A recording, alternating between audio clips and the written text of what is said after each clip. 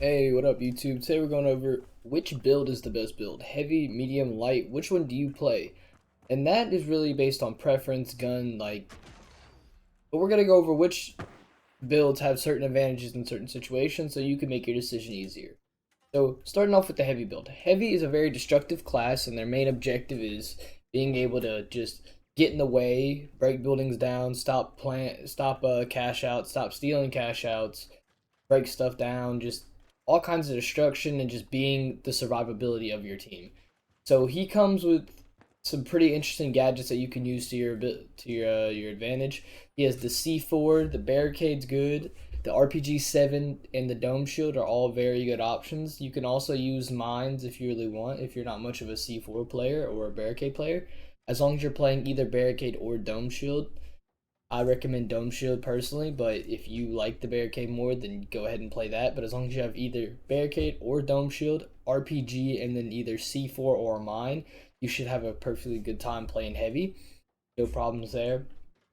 So with the RPG, you're using it to break buildings, or you can even shoot it at the floor beneath somebody.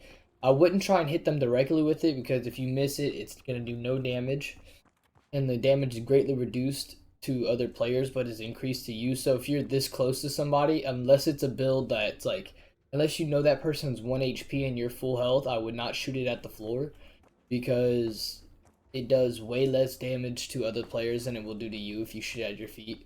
I'm gonna go up to this heavy build to show you if I was fighting a heavy and we were both full health and I run up to him and shoot it at the floor.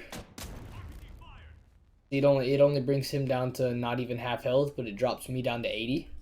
That's because the multiplier to self damage with explosives has been increased to 1.3 instead of 1. So now we can go over the medium build.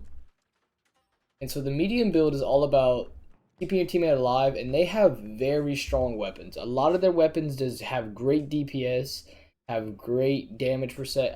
That's what I said. Have great DPS and have good range. I mean, you can really play anywhere with the medium. The medium has the F scar, which, I mean, look at that. I mean, insane. They have the AKM, which is like the F scar, but with more bullets and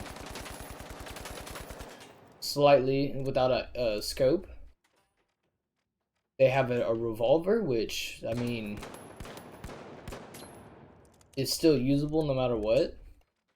I mean, it's a usable weapon. They have a noob tube, so you can quite literally just shoot it near people. You can just go into a room like this and just start. But like before with the RPG, you have to be very careful with uh getting up close to somebody, because let's go up to a medium so it's fair, even amount of health. So let's say me and the medium are this close and I'm hitting him. It'll actually kill me before it kills him.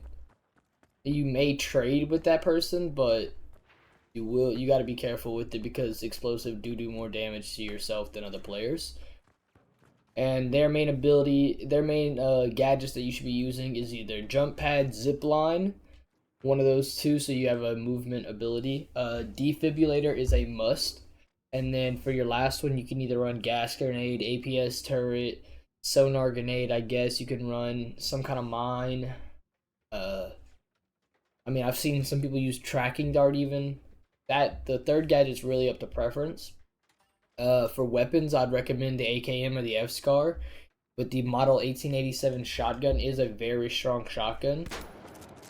It it is absolutely devastating to like almost every build. It has good range on it. It has good damage up close.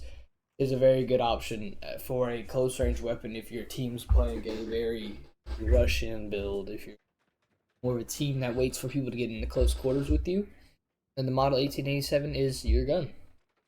And they have the specializations, which is the healing beam, recon senses, and guardian turret. We'll go back over the heavies after this. The healing beam is for healing your teammates after you get a res or after they get out of a fight. You're low. You can pretty much restart everybody's health. The recon, which I recommend having at least if you're running a 2 medium team, having one on healing beam, one on recon. It allows for you to see enemies through. You could see enemies around the map through walls. The Guardian turret. If your team really doesn't need a healer, so I mean, I would say if you're running 2 heavies and 1 medium, you may not need a healer because you have so much survivability that you can run recon and a turret, which is a deadly combo because now you know where everybody's coming from and you have a turret down shooting at people. But on a normal team, either like if you're running 2 mediums, I'd recommend 1 healing beam, 1 recon, so that you can keep that other medium alive. You could also keep your heavy alive, since we don't have since you don't have 2 heavies. But if you're running a 2 heavy, 1 medium team, you could possibly sacrifice having a healing beam for either a recon or a guardian turret. Now we're gonna go back over the heavies specializations. The heavy has the mesh shield, which is pretty much, if you ever played Overwatch, is pretty much a Reinhardt shield. It has 1100 health. It's like the dome shield, but oh wow. Let's switch builds real quick. So it's kind of like the dome shield, but you hold it in front of you. It has 1100 HP, and you can do what's going on. You can pretty much move it any way you want. Then he also has the charge and slam, which is a really where you run. You can run at people, jump, and slam. I don't know what's going on with the game right now. See if we could fix it. Alright, so with the charge and slam, you can run at somebody. Oh, I apparently equipped the mesh shield back. Sorry about that. Alright, with charge and slam, you can charge somebody, jump, do a lot of damage. I don't know what is going on with the game right now, but its final ability is the goo gun, which it.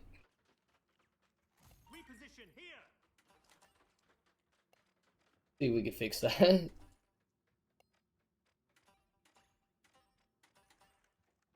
Alright, so the goo gun can be used kind of like a goo grenade or a goo canister. You can use it to kind of like barricade places off. So now I have this. You can even use it to. You can use it to bridge. You can use it to climb.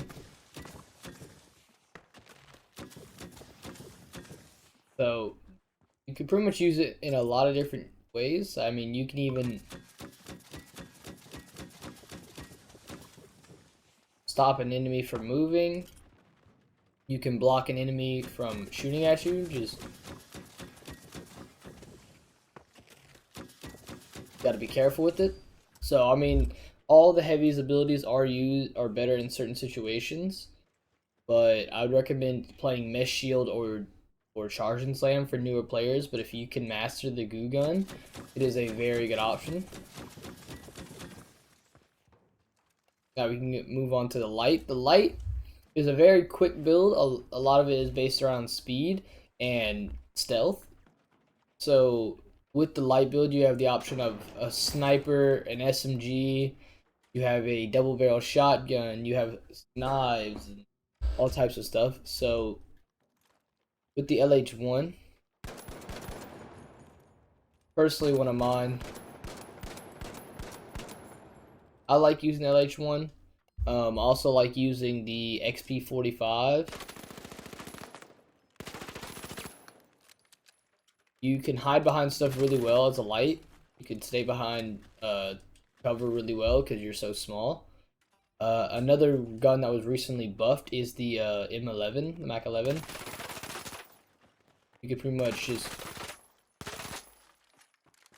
much shred through all builds with it. It has 40 rounds, 16 damage a shot. It's a great weapon, and of course the overpowered ass double barrel shotgun, which I know you've been killed by if you played the game. Go invisible, come up behind somebody. 2-shot to every build. I believe you can even 1-shot lights. Yep. The double barrel is absolutely broken at the current moment, as well as the stun gun. It cancels out people's ability to aim, jump, really sprint. pretty much do anything for about 3 seconds. They can still shoot, so you got to be careful. Don't just get right up here and just miss shots. If you stun them and then you get behind them, it's over. They can't turn that well. It's pretty much cooks for them. And their abilities is the cloaking device, which allows you to go invisible for a pretty decent long amount of time. I think it's around like 10 or 12 seconds. The grappling hook, which allows for vertical traversal and horizontal traversal, so stuff like that. You have, and then the last one is the evasive dash, which allows you to dash very quickly left and right and forward. You go pretty much make 3 jumps through the air. This one is more used for being able to just, especially as a light when you need to close the range. You can cause a lot of chaos with the evasive dash. If you run the vanishing bomb with the evasive dash, you go invisible. They can't see you, and then you're just sneaking up on them, getting shots like that. So now we're going to go over which build should you play in the finals. Now, I do have to take the meta into consideration, and the meta right now is running either 2 mediums and a heavy or 2 heavies and a medium. That is what most teams are running, and that is what is really strong in this game because of the heavy survivability and the medium's overwhelming power with their guns. And you do have to watch out for the heavy's ability to throw nukes. And I can show you how to do that right now if you don't know. But if you grab a random canister, preferably either the red one or I like the red and the orange, but you can also use the green one. But if you're going to use the red one, you have to attach it to the very top of it, kind of like that. You throw it, and then blow it up. So as you're using that, you can just throw that into a team on a stairwell. You could pretty much wipe an entire team like that, and it'll kill. If you hit a direct shot with it, it'll kill anybody in the game. It'll one shot any build in the game. Let's see. Okay, so now I'm gonna show you another demonstration with the green barrel right here. You can also use the gray barrel, the gray ones. You can pretty much use anything but the goo canister, because the goo canisters just they blow up too fast. So you just throw it and then they're dead. It's really effective against lights and mediums, and especially with gas canisters, you can cause gas that'll also kill people. So the heavy has a really OP lineup of gadgets. Its weapons are also strong. The Lewis gun's very strong. Sledgehammer one-shots lights if you use the L2 ability. So there's a difference between this ability and the overhead slam. The overhead slam one-shots lights and does a large amount of damage to mediums, where you just have a little one hit. So you gotta be very cautious of approaching a heavy with the sledgehammer if you're playing a light. And then the medium's ability to cause so much damage output with their main weapons is just ridiculous. So the meta that I would recommend you running, or at least have your team running, is a double medium heavy. And of course, if you're light main, this season is kind of a cuck to the light build, because the light build is kind of out of the meta right now unless you are a very good light player, and you have to be very, very skilled at evading those mediums, evading the explosives from the heavy, not getting too close to a heavy, because you miss even a few shots on the heavy with any of the light's guns, you are in a very bad situation. You really have to be careful with the light build. They're very, very sensitive in this game. So, I mean, that's my opinion on the builds. Let me know if you all agree in the comments down below. Let me know what y'all play in this game, what y'all's comp setup, what rank are y'all. And don't forget to like and subscribe if you enjoyed the video and you want more content.